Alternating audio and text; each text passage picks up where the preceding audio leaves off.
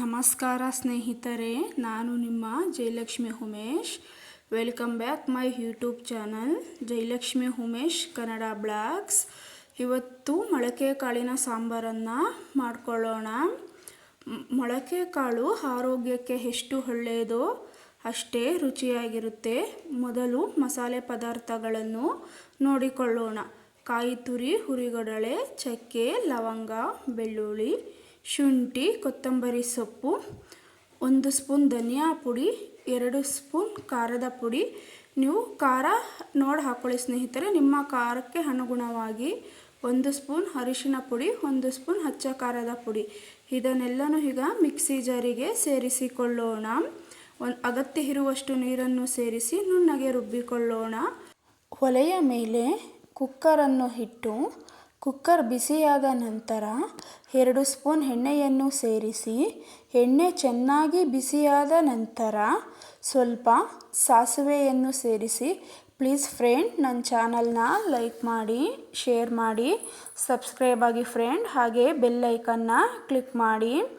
ನಿಮ್ಮ ಫ್ಯಾಮಿಲಿ ಫ್ರೆಂಡ್ಸ್ಗೂ ನನ್ನ ಚಾನಲ್ನ ಶೇರ್ ಮಾಡಿ ಸ್ನೇಹಿತರೆ ಪ್ಲೀಸ್. ಸಾಸಿವೆ ಸಿಡಿದಂಥ ನಂತರ 1 ಕಡ್ಡಿ ಕರಿಬೇವನ್ನು ಸೇರಿಸಿಕೊಳ್ಳೋಣ.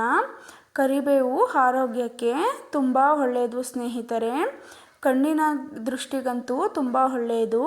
ಹಾಗೆ ಮೊಳಕೆ ಕಾಳುಗಳನ್ನು ಸಹ ಸೇರಿಸಿಕೊಳ್ಳೋಣ. ವಾರಕ್ಕೆ ಒಮ್ಮೆಯಾದರೂ ನಿಮ್ಮ ಮನೆಯಲ್ಲಿ ಚಿಕ್ಕ ಮಕ್ಕಳಿಗೆ ಮೊಳಕೆ ಕಾಳನ್ನು ಮಾಡಿಕೊಡಿ ಸ್ನೇಹಿತರೆ. ಮೊಳಕೆ ಕಾಳಿನಲ್ಲಿ ಪೌಷ್ಟಿಕಾಂಶ ಹೆಚ್ಚಾಗಿ ಸಿಗುತ್ತೆ ಸ್ನೇಹಿತರೆ. ಆದ್ದರಿಂದ ವಾರಕ್ಕೆ ಒಮ್ಮೆಯಾದರೂ ಮಾಡಿ. ನಂತರ ತರಕಾರಿಯನ್ನು ಸೇರಿಸಿಕೊಳ್ಳೋಣ.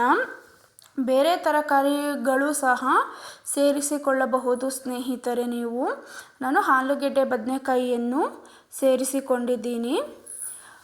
ನೀವು ಕ್ಯಾರೆಟು ಕೂಡ ಹಾಕೋಬೋದು ಸ್ನೇಹಿತರೆ, ನೀವು ಚೆನ್ನಾಗಿರುತ್ತೆ. ನಂತರ ಈ ರೀತಿ ಒಮ್ಮೆ ಎಲ್ಲ ನೀಟಾಗಿ ಮಿಕ್ಸ್ ಮಾಡಿ 5 ನಿಮಿಷ ಎಣ್ಣೆಲೆ ಚೆನ್ನಾಗಿ ಫ್ರೈ ಮಾಡಬೇಕು ಸ್ನೇಹಿತರೆ, ಕಾಳು ಮತ್ತು ತರಕಾರಿಗಳನ್ನು. ನಂತರ ನುಣ್ಣಗೆ ರುಬ್ಬಿದಂಥ ಮಿಶ್ರಣ ಸಹ ಸೇರಿಸಿಕೊಳ್ಳೋಣ.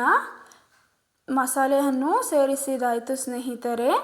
ಈಗ 400 ml ನೀರನ್ನು ಸೇರಿಸಿಕೊಳ್ಳೋಣ.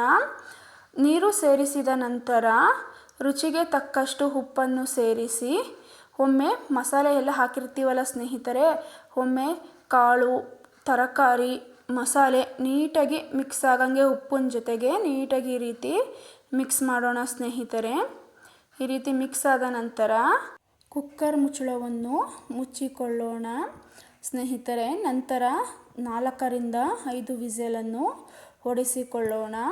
ನೀವು ಚಪಾತಿ, ದೋಸೆಗೂ ಸಹ ಮೊಳಕೆ ಕಾಳಿನ ಸಾಂಬಾರನ್ನು ಸರ್ವ್ ಮಾಡ್ಬೋದು ಸ್ನೇಹಿತರೆ. ನೋಡಿ, ಕುಕ್ಕರ್ ವಿಸಿಲ್ ಹೊಡೆದು ಈಗ ಕುಕ್ಕರ್ ಆರಿದೆ. ಈಗ ನಮ್ಮ ಮೊಳಕೆ ಕಾಳಿನ ಸಾಂಬಾರ್ ರೆಡಿ ಆಗಿದೆ ಸ್ನೇಹಿತರೆ. ಯಾವ ರೀತಿ ಆಗಿದೆ ನೋಡಿ ಸ್ನೇಹಿತರೆ. ಬಿಸಿ ಬಿಸಿ ಅನ್ನ ಹಾಗೂ ಮುದ್ದೆ ಜೊತೆಗೆ 1 ಸ್ಪೂನ್ ಮೇಲೆ ತುಪ್ಪ ಹಾಕೊಂಡು ತಿಂತಿದ್ರೆ ಸೂಪರಾಗಿರುತ್ತೆ ಸ್ನೇಹಿತರೆ. ಥ್ಯಾಂಕ್ ಯು ಸ್ನೇಹಿತರೆ ವಾಚಿಂಗ್ ಫಾರ್ ಮೈ ವಿಡಿಯೋ.